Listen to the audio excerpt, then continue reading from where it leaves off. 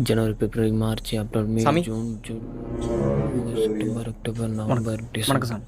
வணக்கம் வணக்கம். சொல்லுங்கள். சாமி, நான் ஒரு 4 மண்டபம் வச்சுருக்கேன். ம் இந்த வருஷம் ஃபுல்லாகவே முகூர்த்த நாள் ரொம்ப கம்மியாக இருக்குது. ம் வியாபாரமே ஆக மாட்டேது சாமி.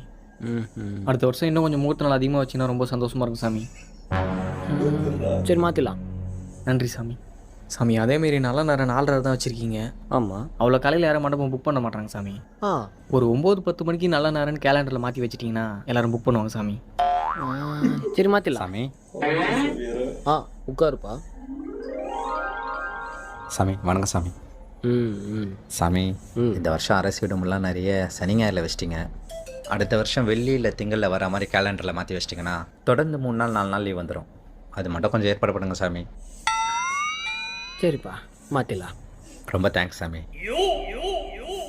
சாமி, அப்புறம் இந்த குடியரசு தினமும் சுதந்திர தினமும் இந்த வருஷம் ஞாயிற்றுக்கிழமை வந்துடுச்சு. அடுத்த வருஷம் சனி ஞாயிறில் வந்தாலுமே அதை மாற்றி விட்டுருங்க சாமி.